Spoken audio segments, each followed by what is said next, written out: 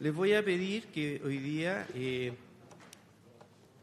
leamos el Salmo 73.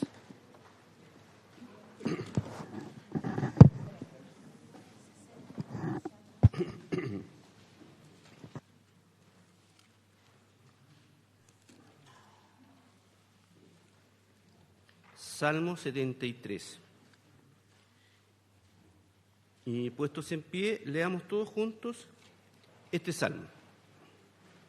Salmo 73.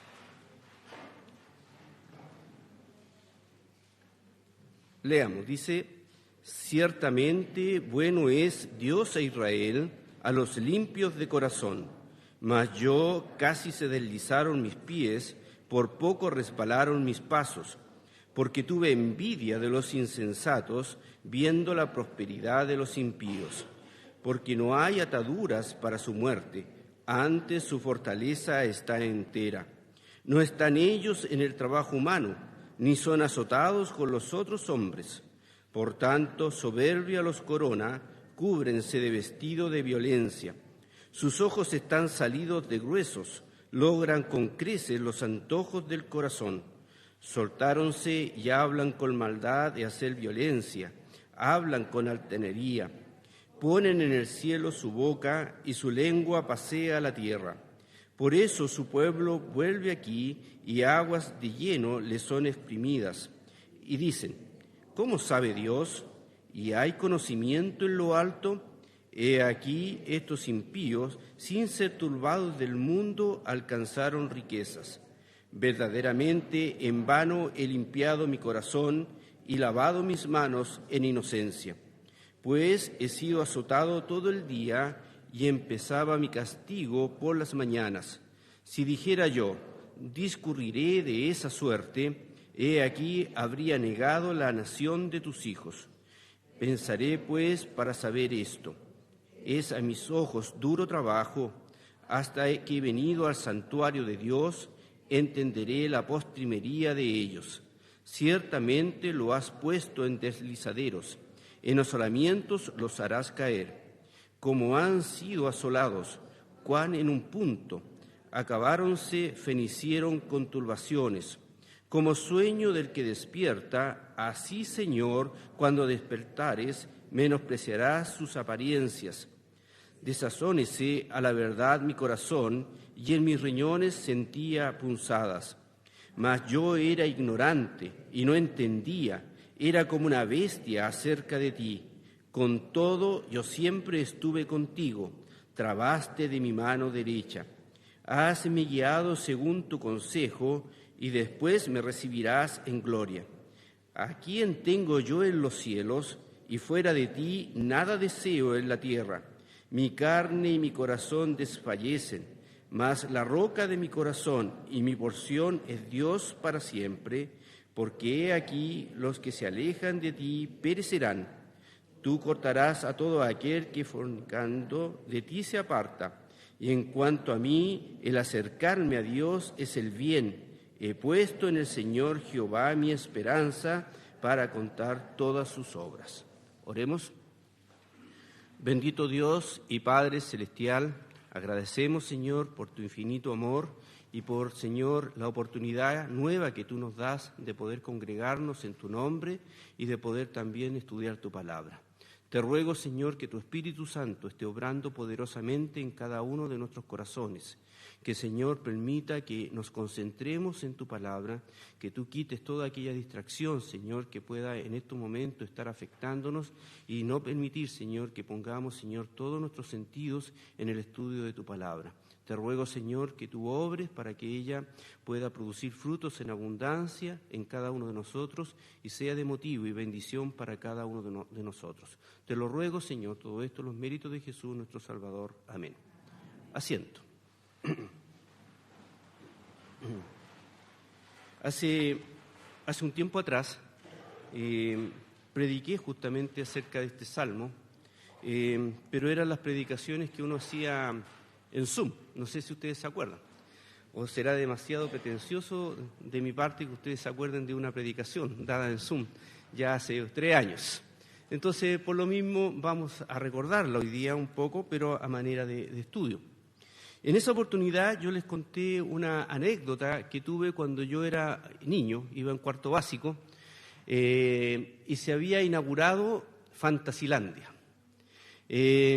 Por ser buen alumno, a mí me entregaron un premio y me dieron una cantidad de entradas para todos los juegos que yo quisiera en Fantasilandia. Y me subí a varios. Y uno de ellos que me subí fue el tobogán. Nunca había visto un resbalín tan grande y gigante. Y como muchos se subían, yo también me subí. Me dieron un saco de estos sacos paperos. Imagínense los años que estoy hablando. Estoy hablando del año 1975, si no me equivoco. O no, más, me parece que más. Yo iba en cuarto básico, parece. Más parece, sí. Y resulta que tuve que subir esa escalera enorme que había que subir. Y ya cuando iba subiendo la escalera y miraba para atrás, yo decía, ¿en qué problema me metí? Y llegué hasta arriba, y arriba cuando veo, y yo tengo vértigo, ¿ya?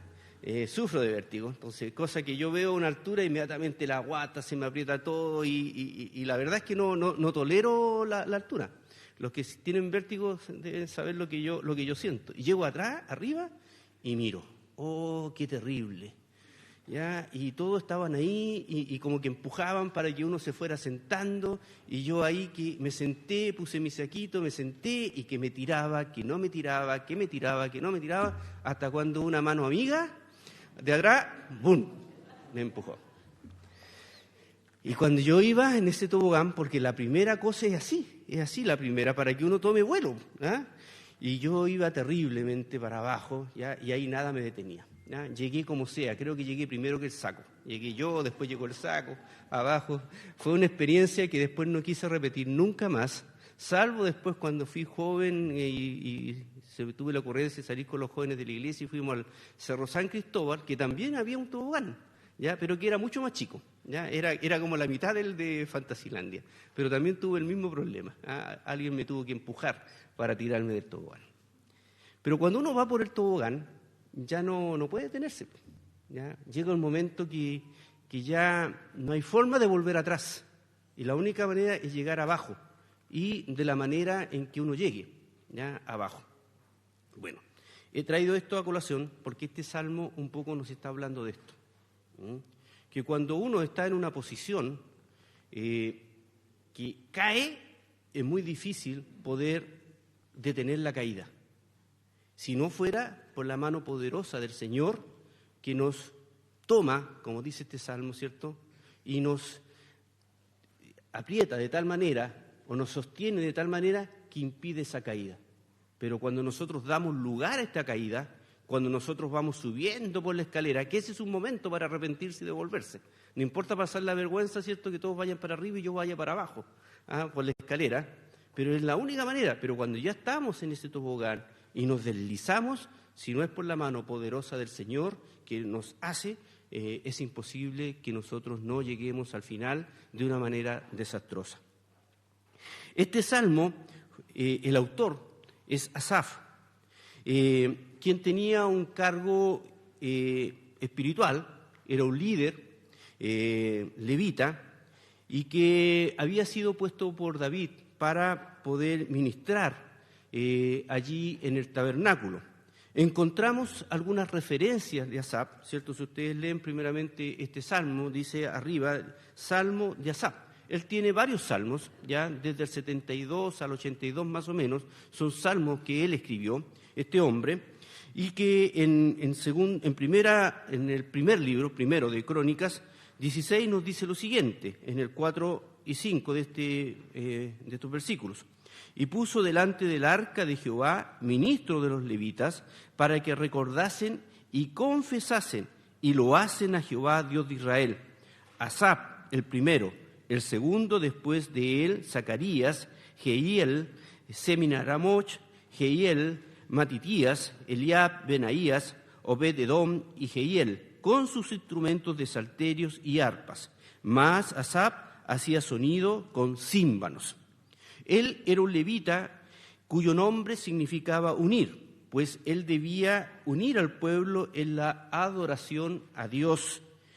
Y lo que hace en este preciso salmo es una visión retrospectiva, es decir, mira hacia el pasado y recuerda una experiencia que él mismo vivió, y la superó, por cierto, para dejarnos una lección, una importante lección. ¿Cuál era el problema que tenía Asaf? Él tenía un problema. Asaf, en el primer versículo, pueden ustedes ver, reconoce que Dios es bueno. Él dice, Dios es bueno, Israel, a los limpios de corazón. Pero ve ante esta declaración una contradicción. Como así también nosotros reconocemos que Dios es bueno, que Dios es bondadoso, ¿cierto? Que Dios es misericordioso, que son verdades que están puestas en nuestro corazón y en nuestra mente. Pero que aún así, reconociendo al Señor como la fuente de todo bien, como dice en un salmo, aún así también a veces nos encontramos en la contradicción de Asaf. Esta contradicción lo contrariaba mucho, pues al parecer la bondad de Dios no solo alcanza a los limpios de corazón, sino que también a los malvados. Pues, como nos indica desde el versículo 3b al versículo 12, los malvados son objeto de muchos beneficios que al parecer les son negados a los demás. El salmista vio gente impía, perversa, gente malvada, violenta y blasfema para con Dios, que aparentemente era bendecida con riquezas, con paz, con salud, con prosperidad, teniendo una vida cómoda, fácil, tranquila, calma y con felicidad, mientras él, en cambio, sufría y padecía de manos de ellos, aun cuando en medio de esas circunstancias trataba de seguir a Dios, de servirle y también de obedecerle. ¿Entienden cuál es el problema que él tiene? ¿Cierto? Él veía claramente que Dios era bueno, dice para los limpios de corazón, pero sin embargo, él veía que esta bondad alcanzaba para todos, ¿ya? Incluso para los malvados, y que al parecer los malvados muchas veces tenían mejores beneficios o más beneficios que los que él tenía, a pesar de todo el sacrificio, de todo lo que él hacía. ¿No les parece conocido a lo mejor esto? Si uno comienza a hacer un análisis de lo que pasa a nuestro alrededor. No solo Asaf tuvo este conflicto, también lo tuvo Job, quien lo usa como argumento para responder a sus amigos. En Job 21, 7 al 15. ¿Qué nos dice Job 21, de 7 al 15? Dice, ¿por qué viven los impíos y se envejecen y aún crecen en riquezas? Su simiente con ellos, compuesta delante de ellos, y sus renuevos delante de sus ojos. Sus casas seguras de temor, ni hay azote de Dios sobre ellos. Sus vacas conciben, no abortan, paren sus vacas y no malogran su cría. Salen sus chiquitos como manada y sus hijos andan saltando. Al son del tamboril y de cítara saltan y se huelgan al son del órgano. Gastan sus días en bien y en un momento descienden a la sepultura. Dicen pues a Dios, apártate de nosotros, que no queremos el conocimiento de tus caminos. ¿Quién es el Todopoderoso para que le sirvamos? ¿Y de qué nos aprovechará que oremos a Él? Job tiene la misma sensación, ¿cierto? Dice, bueno, aquellos que blasfeman el nombre de Dios, aquellos que se apartan del Señor, aquellos que no quieren saber nada de Dios, parece que les va mejor, que tienen más beneficios. Él obviamente lo compara, pongámonos en el tiempo que está escrito, ¿cierto?, que las vacas tienen sus crías y no les pasa nada, o sea, sus crías nacen y nacen saltando inmediatamente, no son malogradas, dice. En cambio, seguramente dando a entender que muchas veces las vacas del pío, las vacas de quien de alguna manera tiene temor de Dios, a veces sus crías mueren. En cambio, los de ellos no. Aún no teniendo a Dios en su noticia. También tenemos a Jeremías.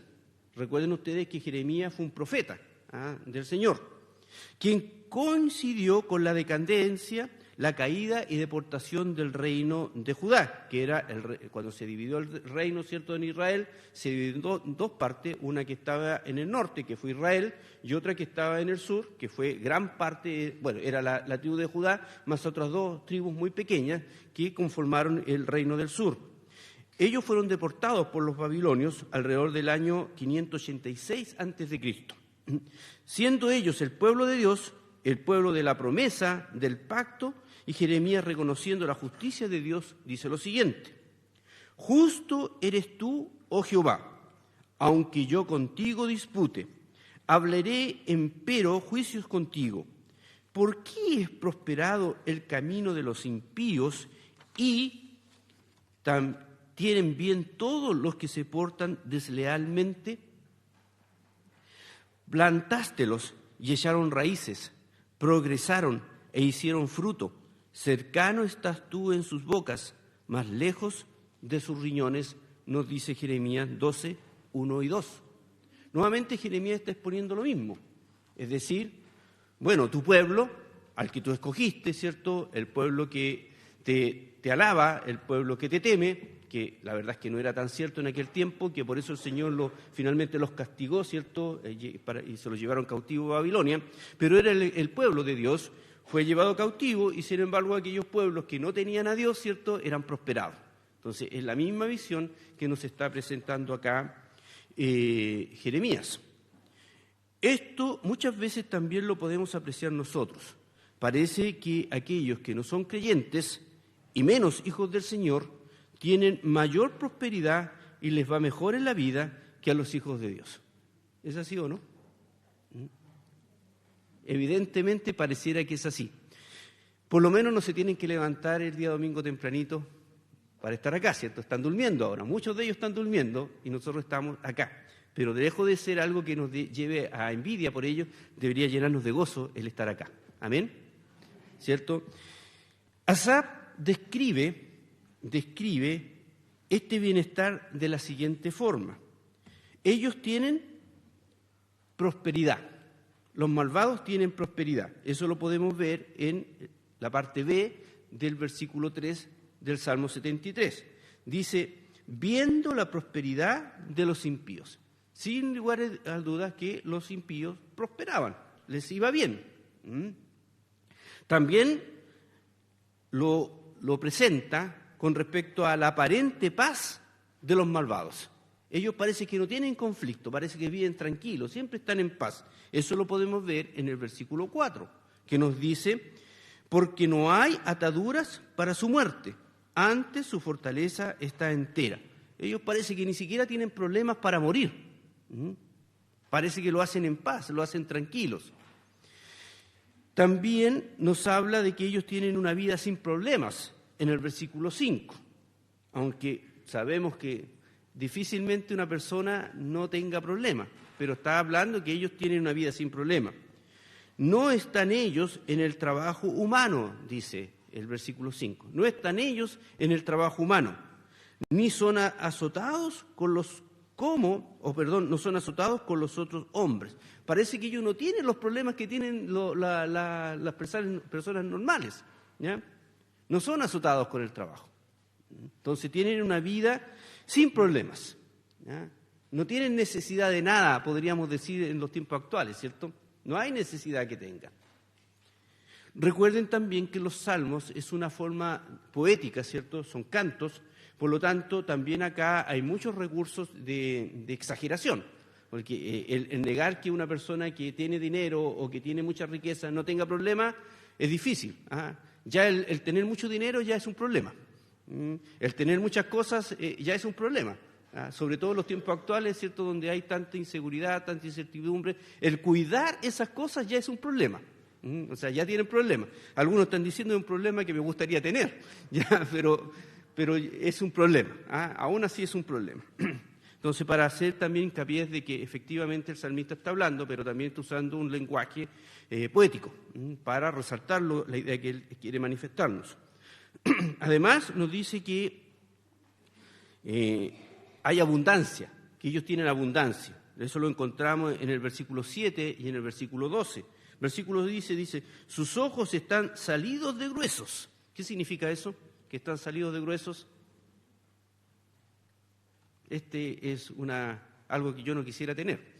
Pero ¿qué significa que están salidos de gruesos? ¿Qué descripción está haciendo ahí él? Que están gorditos, ¿ya? O sea, no les falta el alimento, están gorditos, ¿ya? Están salidos de gruesos sus ojos, porque no les falta la comida, no les falta el alimento. Sus ojos están salidos de gruesos. Logran con creces los antojos del corazón.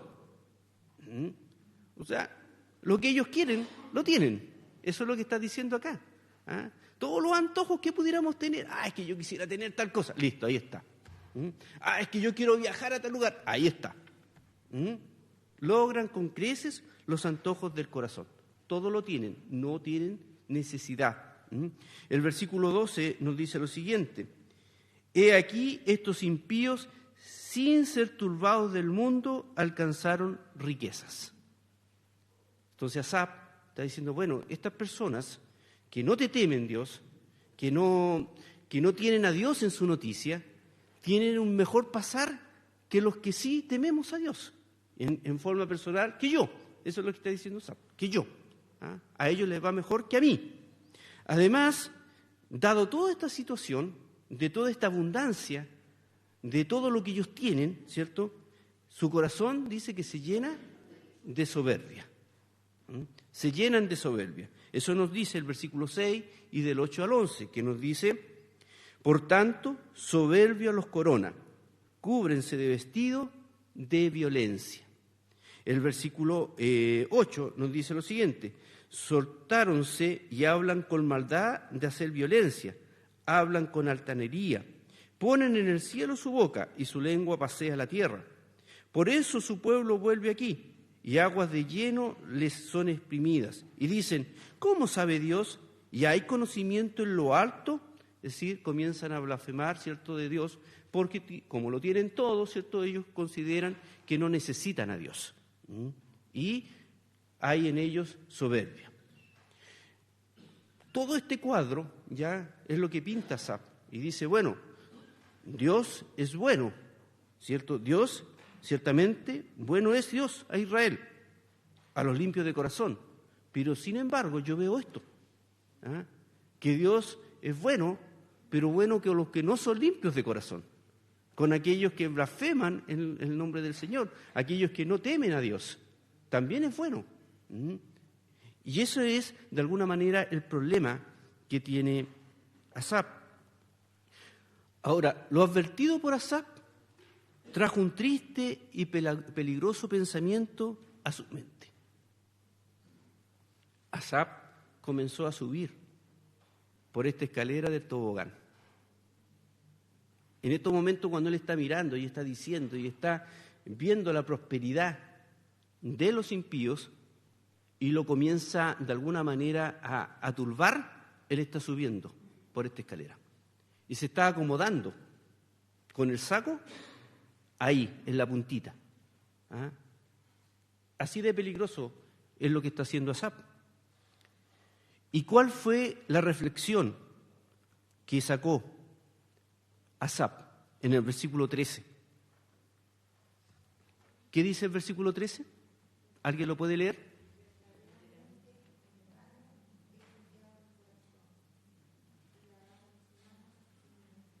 Fíjense bien, qué fuerte es la conclusión de Asaf, ¿cierto? Qué fuerte. Él dice, verdaderamente en vano he limpiado mi corazón. O sea, no sirve lo que he hecho. Recuerden que él era el levita que estaba a cargo de la adoración, de la alabanza. Verdaderamente en vano he limpiado mi corazón y lavado mis manos en inocencia. Por eso les digo que él se estaba poniendo en una posición muy peligrosa, porque él, de alguna forma, estaba negando lo que él hacía. Y estaba de alguna forma, ¿cierto?, exponiéndose a apartarse de los caminos del Señor. Mirando la prosperidad ajena, el salmista cayó en una crisis. Estaba confundido y amargado, llegando incluso al nefasto punto de ver toda su vida consagrada a Dios como una pérdida de tiempo, como un gran despropósito. Es decir, haber dedicado su vida al Señor para Asaf no tenía ningún valor. A esa conclusión estaba llegando. Lamentablemente, este es un pensamiento muy común entre muchos hijos del Señor, que viendo la aparente prosperidad de aquellos que están sin Dios, cuestionan la justicia y bondad del Señor. Y consideran que vivir una vida en pos de la santidad y la pureza que el Señor demanda no tiene ningún beneficio comparado a lo que obtienen aquellos que viven una vida apartados del Señor. Es lamentable, pero se puede llegar a eso. Es decir, ¿cuántas veces a lo mejor no lo hemos dicho, pero se ha acusado en el corazón o lo hemos escuchado? ¿De qué me sirve ser cristiano si me va tan mal? ¿Quién no lo ha pensado en alguna oportunidad? ¿Por qué si yo soy hijo de Dios tengo más problemas que aquellos que no son hijos de Dios? ¿No se ha cruzado esa idea en el corazón? Muchas veces se ha cruzado esa idea. Muchas veces ese sentimiento se vuelve, fíjense bien, se vuelve en contra de su iglesia y hermanos. Muchas veces. Porque, ¿quién es si lo pudiéramos poner de una manera, quién es la cara visible de Dios para nosotros? La iglesia, ¿o no? La iglesia, la cara visible, aunque no debería ser, pero es así. Y por lo tanto, nuestro resentimiento o el primer resentimiento contra Dios se manifiesta contra su iglesia. Y esos hermanos que comienzan a ver esta situación, de que no vale la pena ser cristiano, o que qué propósito tiene, o qué gano, o qué beneficio comparado a aquellos que no son hijos del Señor, lo primero que comienzan a hacer es alejarse de la iglesia. Comienzan a no venir, o comienzan a encontrar todo malo, o comienzan a criticarlo todo, ya que todo es malo, que la iglesia no hace nada, que los hermanos no me llaman, que los hermanos... Y comienzan a tener todo esto. Porque es la cara visible de Dios. Insisto, muchas veces ese sentimiento se vuelve en contra de su iglesia y hermanos, que lo llaman, estimulan y aconsejan a seguir al Señor con fidelidad. ¿Quién no ha llamado a un hermano que a lo mejor ha faltado mucho, ¿cierto?, y está en esta situación? Y nos encontramos con un hermano que lo único que hace es nos reta finalmente. Nos reta descargando toda su amargura en contra de los hermanos de la iglesia.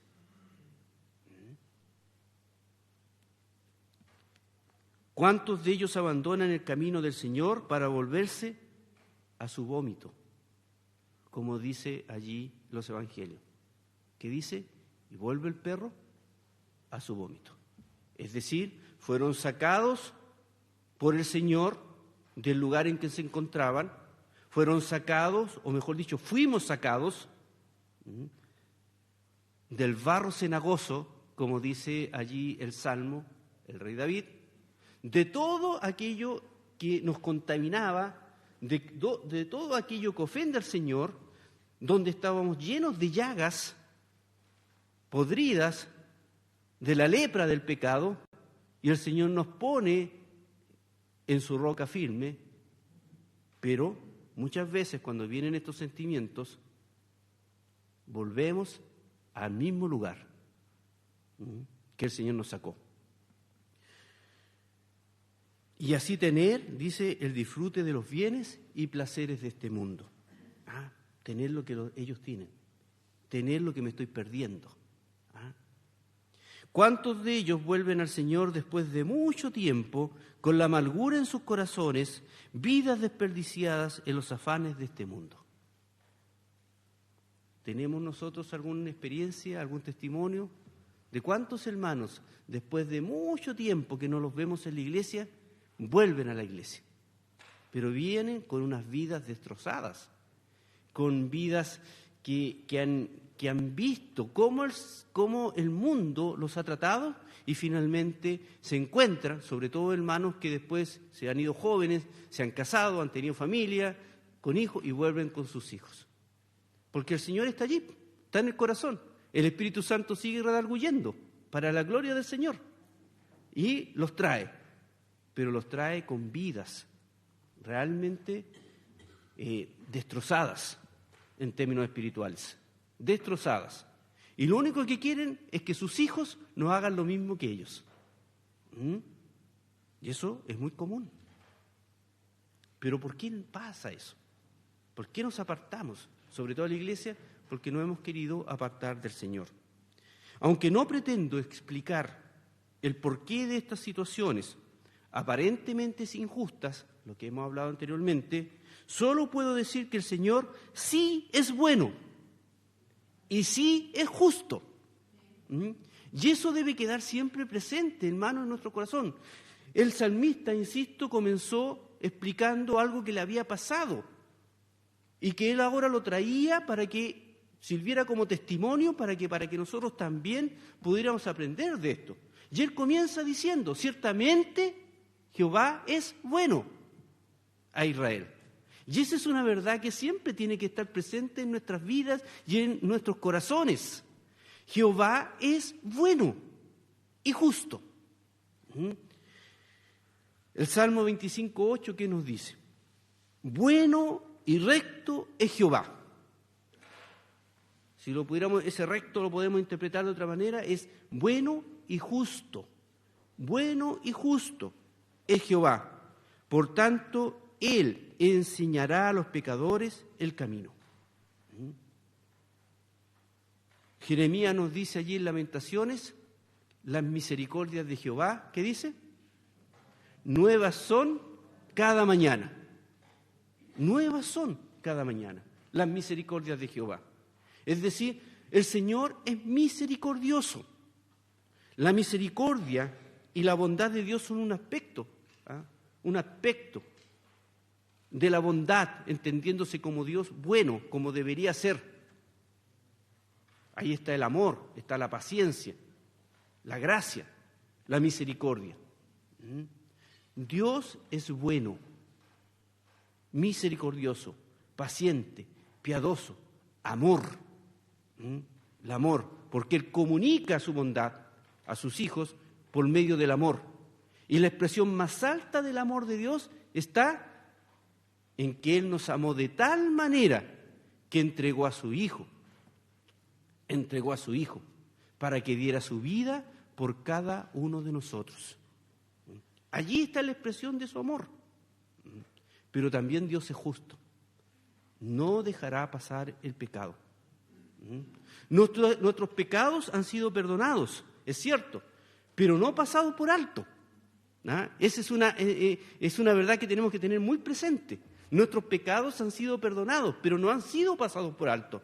Nuestros pecados fueron castigados en Jesús, quien dio su vida por nosotros. Cada una de nuestras faltas estaban allí pagadas, llevadas por Cristo en su cuerpo, allí en la cruz.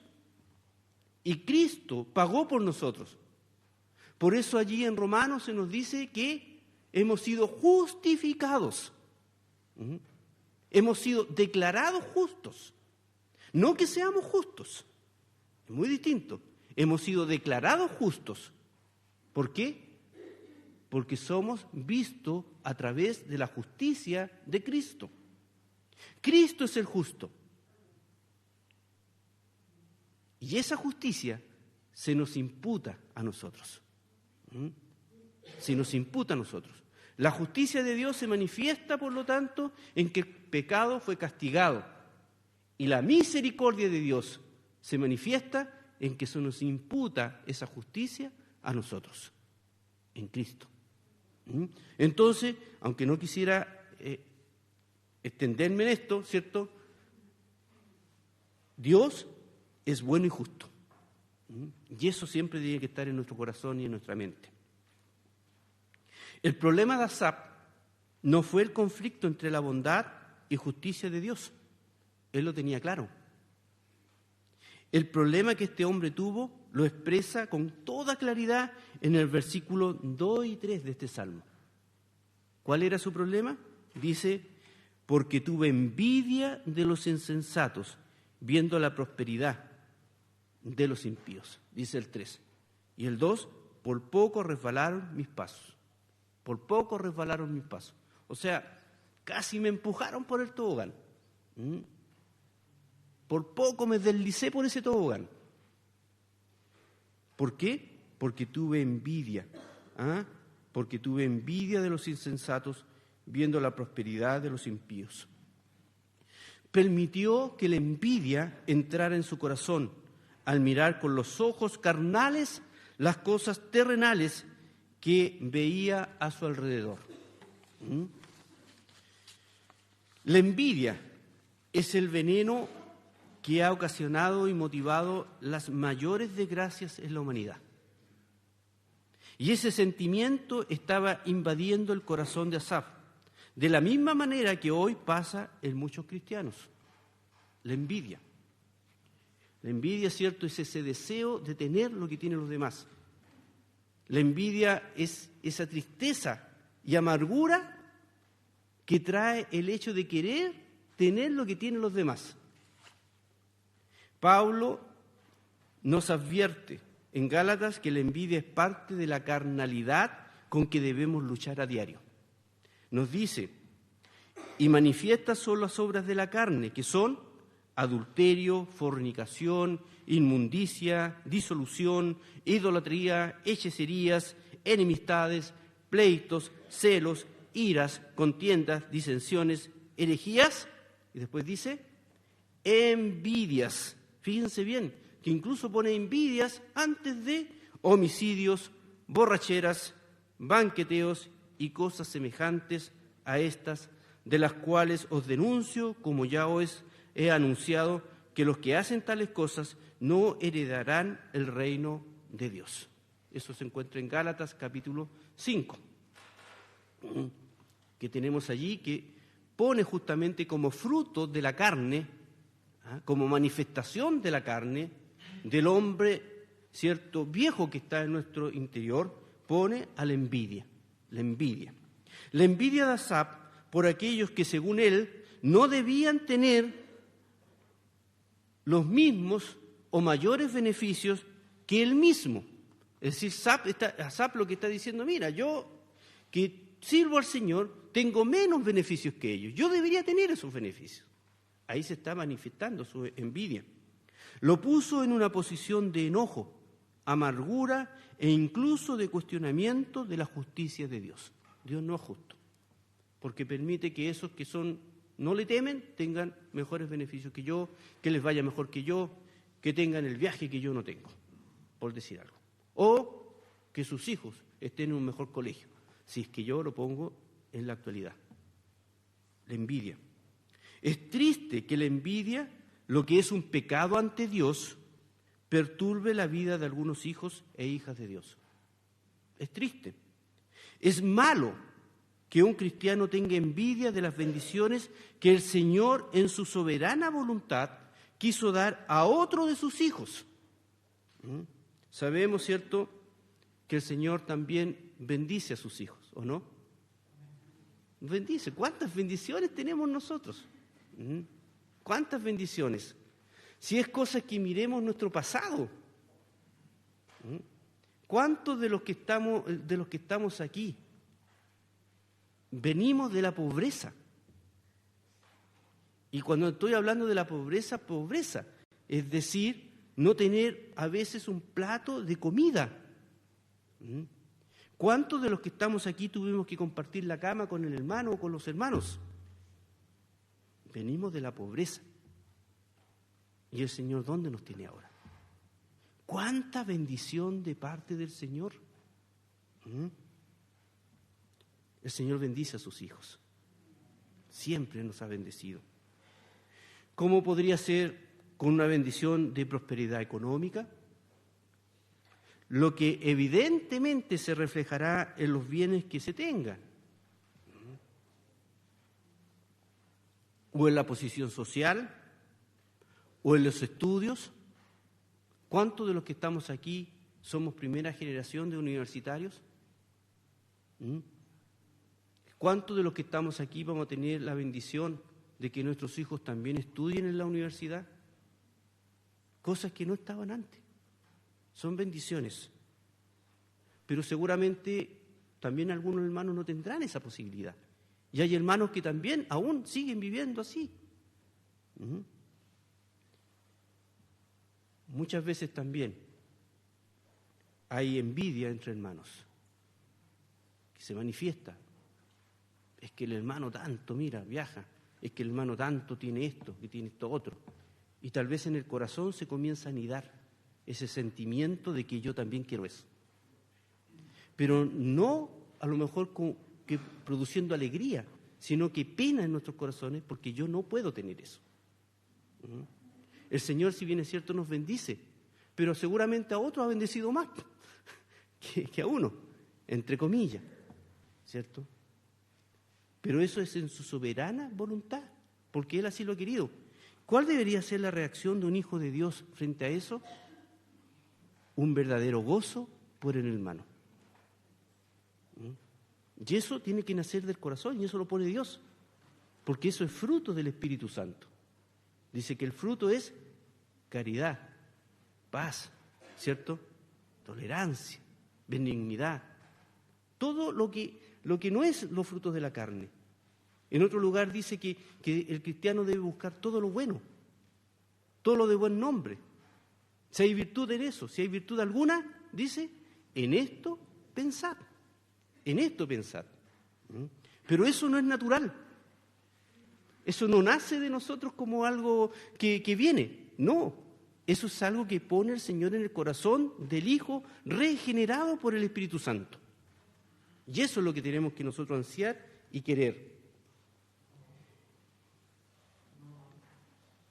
Insisto, es malo que un cristiano tenga envidia de las bendiciones que el Señor, en su soberana voluntad, quiso dar a sus hijos. Hermano Richard. Yo quisiera hacer una pregunta. ¿Se escucha? ¿No? Sí. ¿Sí? ¿Este estudio es por la hora? ¿Es de dos partes o es de una parte? De una parte. Ah, es que tiene que ver con eso. ¿Ya? Lo que pasa es que yo quisiera agregar algo que yo no creo que si usted alcance a tomarlo porque es importante.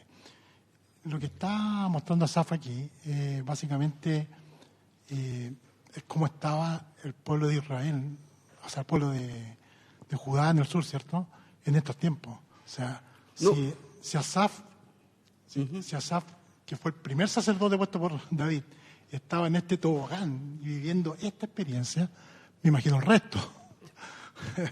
¿Sí, cierto? Claro. Entonces yo digo, con razón hablaba Habacuc, porque Habacuc después le responde a esta vivencia del pueblo del sur, ¿cierto? Y le pregunta también a Dios, y le hace dos preguntas claras: ¿por qué tanto castigo a mi pueblo, cierto? Sí. Dios le responde, ¿cierto? Y la respuesta también a Habacuc le parece extrañísima, porque usa un pueblo también del mundo para castigar, ¿cierto? Pero en el fondo lo que estaba haciendo era corregir, ¿cierto? Entonces, sí, lo que yo digo es que esto amerita un segundo estudio. Seguramente si estaba pasando con Asaf, que era, como usted dice, hermano Richard, un sacerdote, pasaba también en gran parte de muchos. Pero hay que entender también que en los tiempos que estamos hablando, muchos del pueblo eran idólatras. Entonces estaban viviendo la otra parte, la parte de la prosperidad, pero seguramente era un sentimiento compartido por los piadosos, que ellos veían que tenían una vida, digamos, de temor al Señor, y sin embargo no se veían con las bendiciones que estaban los que no tenían temor al Señor. Y en eso sí, obviamente. Y eso nos pasa también a nosotros. O sea, no es algo que también muchas veces nos sacude. Pero esto pasa porque empezamos a mirar para el lado. Empezamos a ver la prosperidad de aquellos que están a nuestro alrededor, ¿ya?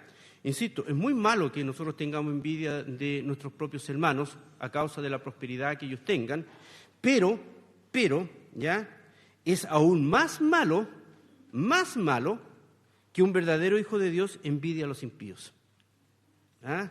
O sea, si lo ponemos en una escala, claramente el envidiar a aquellos que están sin Cristo, a aquellos que están sin Dios, es realmente una situación muy peligrosa para el Hijo de Dios y que deberíamos evitarla. No debe anidarse en el corazón, no debe estar en la mente de un hijo del Señor envidiar las cosas que tienen los que no son hijos del Señor. O sea, no podríamos nosotros estar envidiando las fiestas que ellos van. Llegar acá y decir, pucha, el día domingo es el día más fome, porque tenemos que estar en la iglesia. En cambio, los que no son cristianos tienen sus convivencias familiares, que van a hacer deporte, ¿cierto? Que tienen esto, que tienen lo otro. Y que un hijo de Dios comience a envidiar eso. Que un hijo de Dios comience a envidiar, por ejemplo, porque no puede ir a los recitales. Pero es que cómo no ir a un recital, y cómo los demás van y todo. ¿Cómo va a estar envidiando un hijo del Señor eso?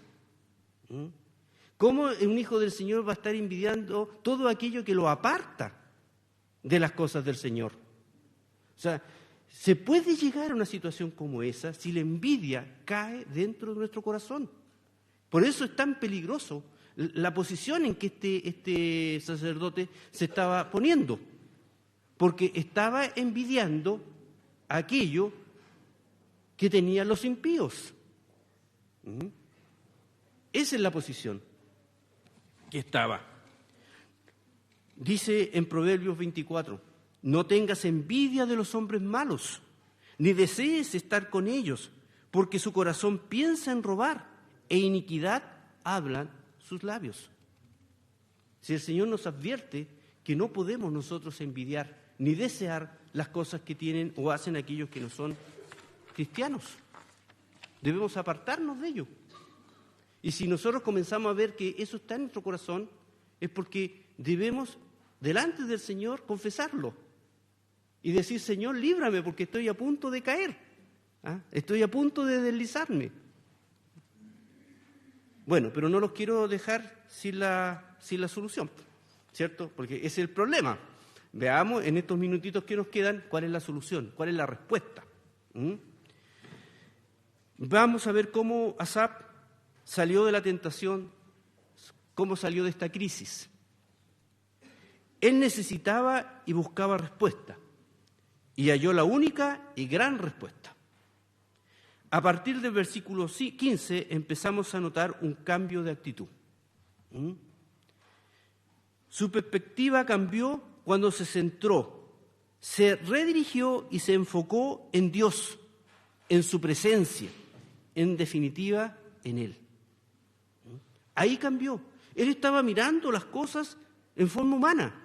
Él la estaba mirando de una perspectiva terrena, de lo que estaba pasando ahora. Pero él no lo tenía con una perspectiva más amplia, que tiene que ver cuando nos acercamos al Señor. La crisis parecía crecer y crecer para Asaf, hasta que él fue a la casa del Señor. Eso es lo que nos dice. Él fue a la casa. Nosotros a veces hacemos justo lo contrario, lo opuesto.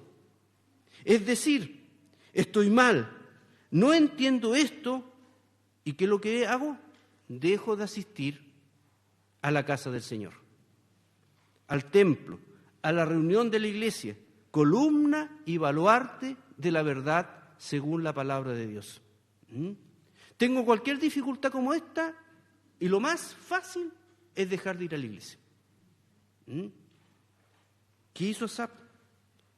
Cuando se acerca a Dios, cuando acude al santuario y tiene intimidad con Dios, él puede entender. Allí, en la presencia de Dios, se da cuenta de su error, de su equivocación, de que tomó un camino que solo llevaba a la destrucción y que, sobre todo, sin fe es imposible agradar a Dios. Es imposible agradar a Dios. El Señor no quiere que veamos las cosas con los ojos de este mundo, que son terrenales y temporales. Él quiere que las cosas las veamos con sus ojos, que son celestiales y eternos. ¿Qué ve en el santuario de Dios? Allí en el santuario donde moraba Dios en el Antiguo Testamento, ya no ve la prosperidad del impío. Allí solo ve una cosa.